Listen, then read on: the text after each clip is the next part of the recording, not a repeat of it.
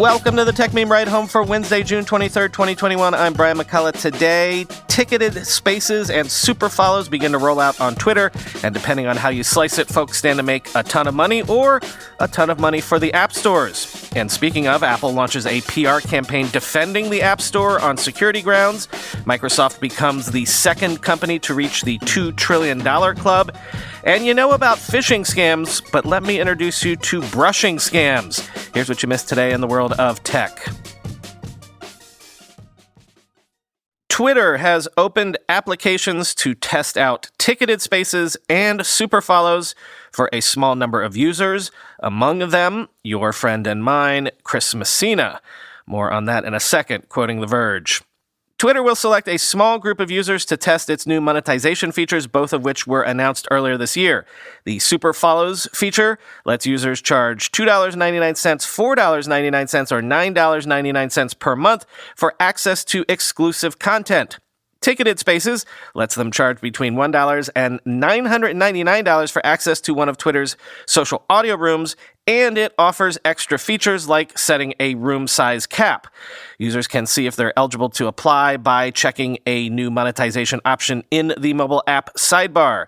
Test group participants will initially keep 97% of the money they make with ticketed spaces or super follows after the fee that iOS and Android charge for in-app purchases. Twitter will increase its cut from 3% to 20% if a user makes a total of $50,000 on both systems.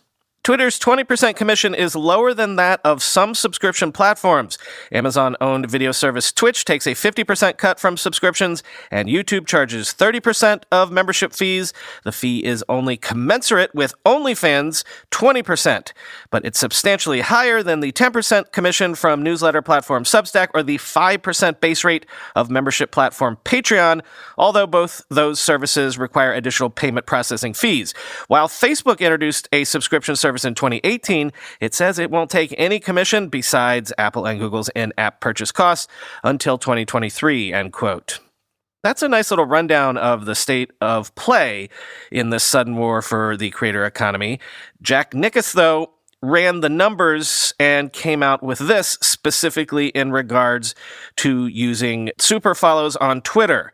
Quote, if someone pays $10 to subscribe to your tweets, you get $5.60. Apple or Google gets $3. Twitter gets $1.40, end quote. So, a lot more about all of this on our Twitter space tonight at the usual time, 9 p.m. Eastern, 6 p.m. Pacific. We're going to talk about Facebook's live audio rooms, Spotify's Green Room, and also this new super follow and ticketed spaces stuff. Chris shared with me yesterday some of the stats in terms of what Twitter thinks he could make from his large Twitter following. We'll see to what degree he wants to share that with us tonight. And also, we might have a very special guest right at the top, so do join us live or look for the episode tomorrow on Spacecasts.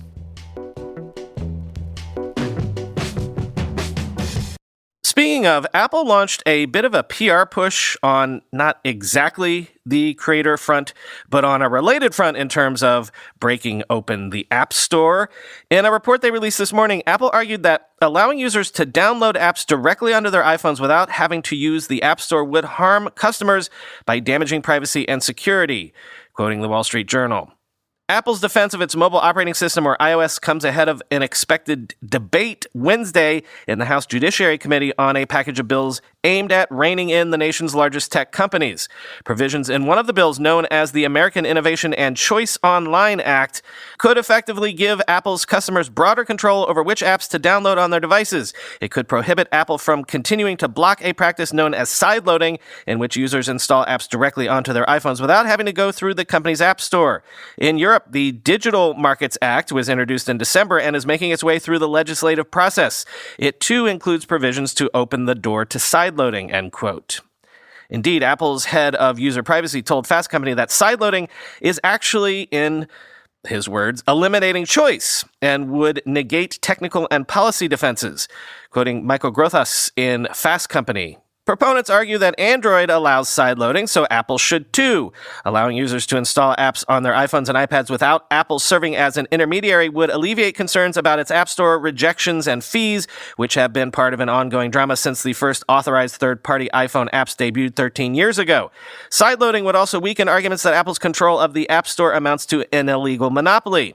To help the public better understand Apple's stance on sideloading, the company has released its newest privacy white paper, which focuses on the topic. In advance of the paper's release, I spoke to Apple's head of user privacy, Eric Neusenschwander, about the practice and why Apple, judging from our conversation, remains vehemently opposed to it.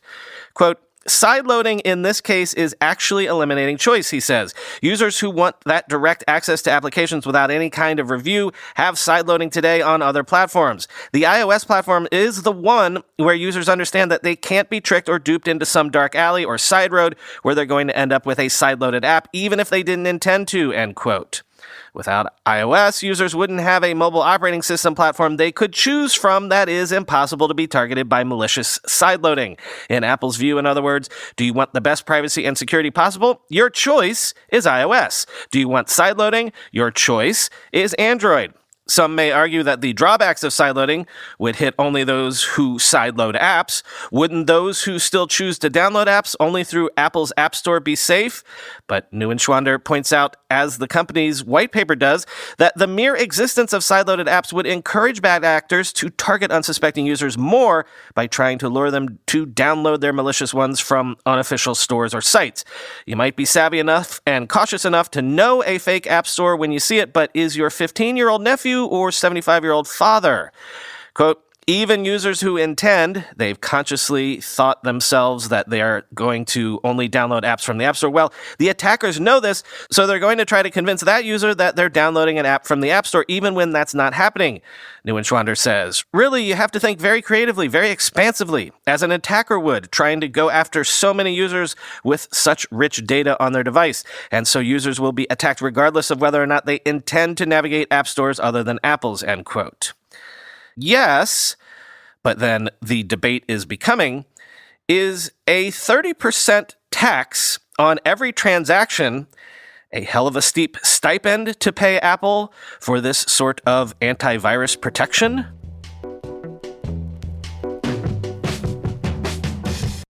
By the by, as always when this sort of thing comes up, to what degree these round numbers matter is an open question, but I think it is worth at least keeping track of these things. Microsoft has become the second public U.S. company to reach a $2 trillion market value after Apple did it first in August of 2020, and 2 years after Microsoft itself surpassed the $1 trillion market cap barrier for the first time. Quoting Bloomberg, its shares rose as much as 1.2% in New York on Tuesday, enough for the software company to briefly join Apple as one of only two companies trading at such a lofty value before closing pennies short of the mark at $265.51. Saudi Aramco eclipsed that threshold briefly in December 2019, but currently has a market value of about $1.9 trillion. Microsoft has gained 19% so far this year, outperforming Apple and Amazon as investors piled into the stock on expectations of long-term growth for both earnings and revenue and expansion in areas like machine learning and cloud computing, end quote. Since we're on the topic, Facebook is closing in on the $1 trillion club for the first time. Facebook showed up in my tech stock screener today as hitting a new all-time high, sitting at a $961 billion market cap. If anyone is going to hit the $2 trillion market cap next, it looks like it will be Amazon, which is sitting at a $1.77 trillion market cap.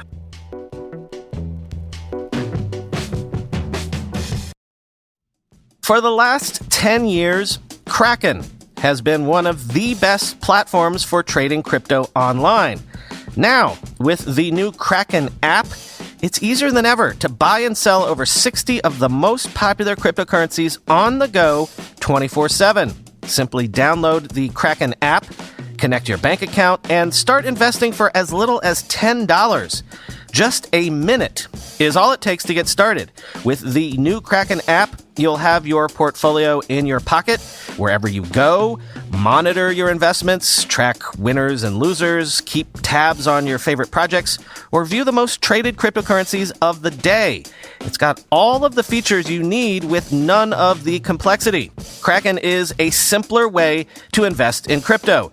Visit kraken.com/techmeme now to learn more, or just search Kraken in the App Store. How often do we talk about cyber attacks on this podcast? Seemingly every other day, right?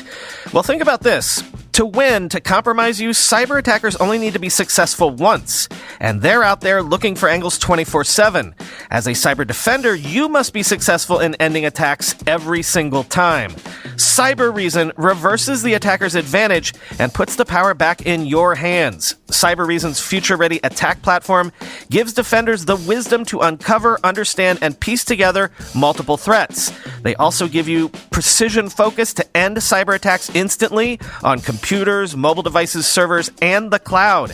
Cybereason delivers over-the-horizon visibility and high-fidelity convictions of both known and unknown threats, so defenders can leverage the power of true prevention. And Cybereason significantly reduces the time required for you to investigate and resolve attacks through both automated and guided remediation with just a click of the mouse. Cybereason. End cyber attacks from endpoints to everywhere. Learn more at cybereason.com. Interesting raise for developers. Vercel, which develops the popular open source Next.js React framework, raised $102 million in a Series C led by Bedrock Capital at a $1.1 billion valuation, quoting TechCrunch. As Vercel notes, the company saw strong growth in recent months, with traffic to all sites and apps on its network doubling since October 2020. About half the world's largest 10,000 websites now use Next.js. Given the open source nature of the Next.js framework, not all of these users are obviously Vercel customers, but its current paying customers include the likes of Carhartt, GitHub, IBM, McDonald's, and Uber. Quote, "For us, it all starts with a front-end developer," Vercel CEO Guillermo Roch told me. "Our goal is to create and empower those developers and their teams to create delightful, immersive web experiences for their customers," end quote. With Vercel, Roch and his team took the Next.js framework and then built a serverless platform that specifically caters to this framework and allows developers to focus on building their front ends without having to worry about scaling and performance. Older solutions, Roch argues, were built in isolation from the cloud platforms and serverless technologies, leaving it up to the developers to deploy and scale their solutions. And while some potential users may also be content with using a headless content management system, Roch argues that increasingly developers need to be able to build solutions that can go deeper than the off-the-shelf solutions that many businesses use today. Roch also noted that developers really like Vercel's ability to generate a preview URL for a site's front end every time a developer edits the code. So instead of just spending all your time in code review, we're shifting the equation to spending your time reviewing or experiencing your front end. That makes the experience a lot more collaborative, he said. So now designers, marketers, IT, CEOs can now come together in this collaboration of building a front end and say, that shade of blue is not the right shade of blue, end quote.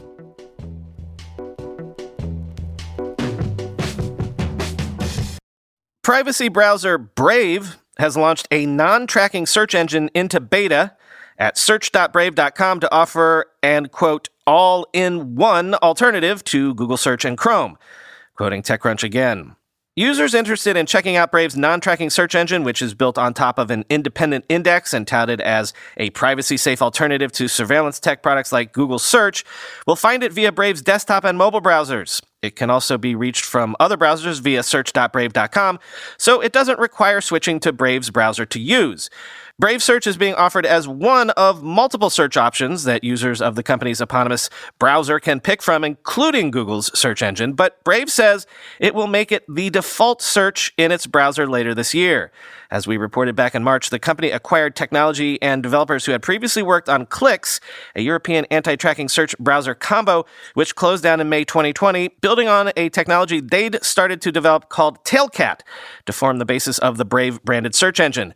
The now beta search engine has been tested by more than 100,000 early access users at this point, per Brave. The company recently passed 32 million monthly active users, up from 25 million back in March, for its wider suite of products, which, as well as its flagship pro-privacy browser, includes a newsreader, Brave News, and a firewall plus VPN service. Brave also offers privacy-preserving Brave ads for businesses wanting to reach its community of privacy-preferring users, end quote.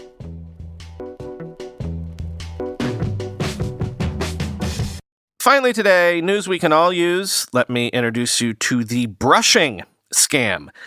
No, it has nothing to do with your dentist. Quoting Yahoo Life. If you've ever received a package you didn't order from a shopping platform and nobody owns up to having sent it, you might have been caught up in a brushing scam. While receiving parcels you haven't paid for might seem like a nice problem to have, it could be you've experienced the latest scam technique, according to which this type of fraud involves third-party sellers of online shopping platforms setting up accounts in a stranger's name, then sending their products to an unsuspecting recipient. They then use the account they've set up to write fake verified reviews in a bid to improve their seller ratings. But if you've received an unsolicited package, it could also mean that your data may have been compromised. Here's how it works. The seller sets up a series of fake accounts. They also create a list of names, addresses, and phone numbers of real people. These could be from a leak of data resulting from a hacked provider, from the electoral roll, or from the phone directory, etc. The seller orders their own goods using the fake accounts they have set up and then ships the goods to people at their address. Finally, they write up product reviews from their faked accounts, i.e. the accounts used to pay for the goods, in an effort to boost their ratings. Though the person receiving the unordered package isn't a victim of cybercrime as such, they're simply being used as a cover for a marketing fraud. Raj Samani, chief scientist at McAfee Total Protection Advisor, recommends that anyone receiving unsolicited goods should report it to Amazon or other seller. According to Kara Wern, head of e-crime at cybersecurity specialist Mimecast, these sorts of scams are usually a sign of a previously compromised account that has allowed personal data to fall into the hands of cybercriminals. Quote, it is likely that this would have happened as a result of a data breach, with the leaked information then being sold on the dark web to be used in scams such as this one, he explains, end quote. But when you put it that way, in a way, if you're a victim of brushing, it's kind of like good news, bad news, good news. Like, you get free stuff, which is good, but it's also a sign that your data might be out there floating around in the bad parts of the internet, which is bad. But also, this would be a very obvious warning sign of such, alerting you to that fact so you can take steps to mitigate it, which is good, right?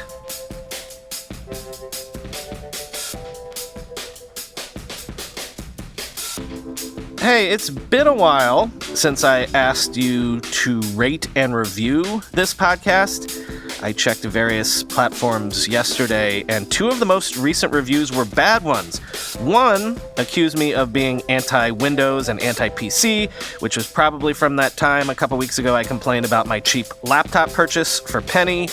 You'll recall people got pissed about that. But funny enough, the other most recent one accused me of being an obvious Apple hater. So hilarious. Anyway, if you like this show and have never done so, give us a rating and write up a nice review for us on Apple Podcasts, on Google Podcasts. Does Spotify allow you to do reviews? I'm not ever clear on that. Wherever you're listening to me right now, take the time to give us a rating and review. Helps people find the show, and we can bury those two recent contradictory negative reviews. Thanks in advance. Talk to you tomorrow.